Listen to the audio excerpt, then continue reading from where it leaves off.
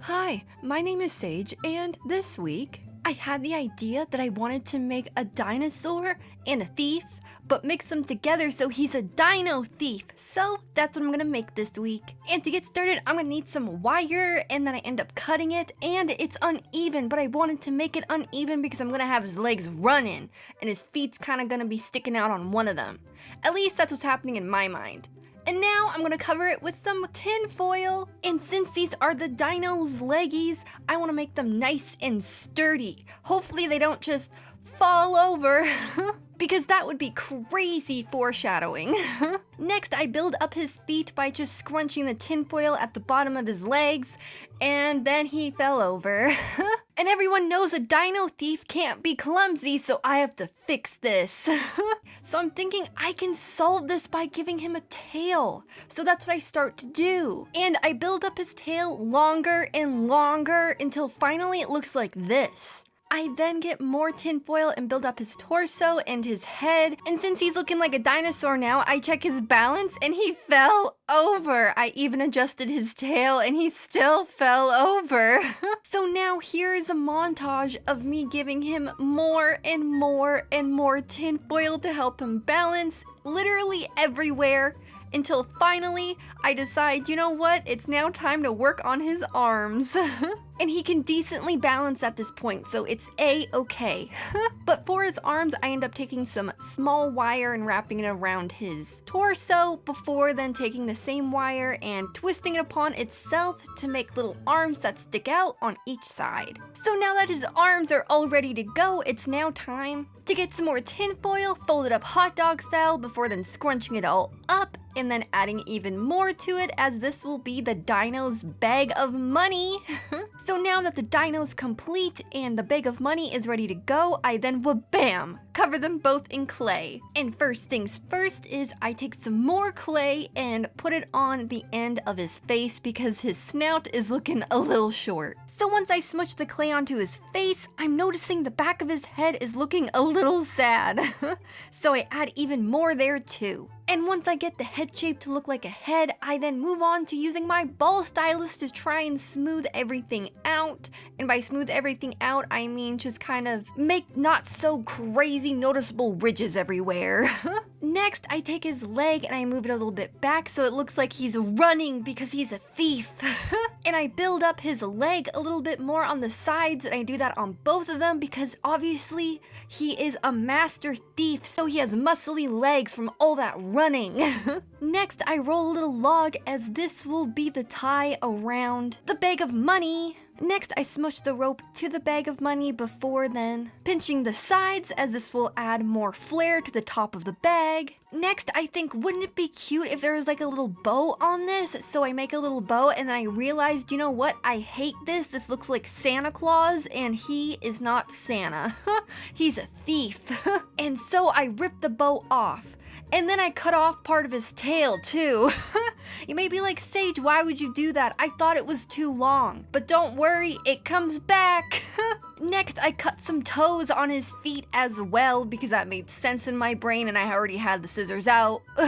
I then get completely distracted and decided, you know what? I'm just gonna take my ball stylus yet again and try and make everything smooth. Before then realizing, you know what? I should probably give him some fingers. And so I roll some little cones and give him 3 fingers, and this will be the hand that holds the bag. And I'm realizing, well, now I'm gonna have to make the rope around the bag longer to fit his fingers underneath. So I end up pulling it out a little bit more, but not like too much. You know, I did my best.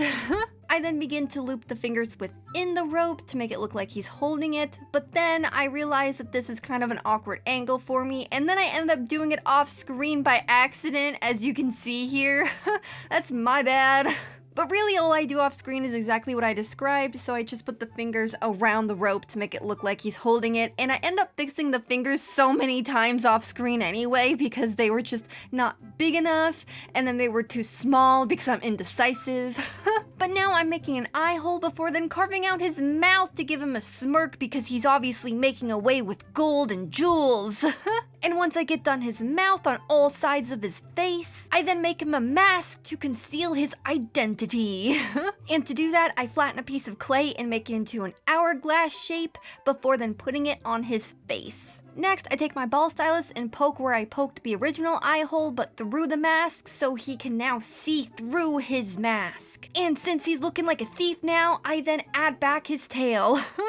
He was having some balancing issues like throughout this. It wasn't too bad to be honest, but I was scared he was gonna fall over in the oven, so I was proactive this time and decided not to take any risks. Next, I take this little cylinder tool and it has a bunch of scales just already printed into it, so I roll it all across the dinosaur. And this will give him some texture. I then rip off his hand, oh no! And the reason why I do that is because I want to add scales in that area and it was a little hard with the bag in the way, so I'll just add back the hand later. Next, I rip off his toes, oh no! And the reason why I do that is because I'm gonna add some little claws on the end of them and I just thought they were a bit too long, so I essentially rip them off to add more back on. And for the claws, I just make little cone shapes and stick them on the ends of each of the toes, and I do that on both sides. And here was a historic moment for me. I took two little small pieces of clay and made them into spheres and put them in the eye sockets, and this was my first time doing it. I was shocked. Usually it takes me a couple times to make the eyes, but this time it was one and done. And this is where I reattach the hand to the arm. And speaking of hand, I then make the other one, wha-bam! And from here on out, I just do random touch-ups everywhere until finally he looks like this. The biggest touch-ups that I did was to make his fingers a little bit bigger, and then also I added some more clay to his tail. But I mean, you can't really tell too much. But this is what he looks like, and now he's gonna go into the oven and wha-bam! Now that he's baked, he's now ready to be painted, yay! And I start by painting him green. And I never used this green before on clay, and I'm noticing that it's a little not opaque, but this is just the first layer, so it's okay. So I am gonna go over it with a second layer once the first layer has dried. And this is what it looks like for the first layer, and then I wha-bam! Do a second, and this is really dark. I wasn't expecting it to look this dark at all. But that's okay, so I end up taking the same green but adding some white and just putting some highlights wherever I think that they should be. So wherever anything is protruding, I just add a little bit of dusting of paint, as this will start to give it some depth, before then moving on to painting his chest yellow just to give him some contrast. And once the first layer of yellow is done, I move on to painting the money bag. So I take some white, some umber brown, and some yellow and mix it together to make this color for the bag. After that, I use the black paint to paint his mask. His identity is now concealed forever. Next, I paint his nails gray because I'm thinking since he breaks into banks to steal money and jewels, he probably does it at night, so he'd want to blend in with the shadows. I then give him yellow eyes because I think that helps with night vision. I don't know if that's true, but in my mind, it is true. And I also paint the rope around the bag yellow as well because he has to accessorize. And here I use a mixture of black and green so I can give him some more depth with the greens before then using the black and giving him some pupils. I also use the end of the paintbrush to do this just to mark out where I want them to start before then using the actual brush and filling everything in. And once that is done, I end up mixing some dark blue and some yellow together to make green, and I'm just kind of putting that green wherever I believe there needs to be a little bit more pop of color just because he's looking a little plain in my eyes and I want to fix that. And last but not least, I paint a $sign on the bag to let everyone know that he got the bag. He got money and jewels and maybe even some gold. Anyway, I would like to say thank you so much for watching. I really appreciate it. And now it's time for the glamour shots.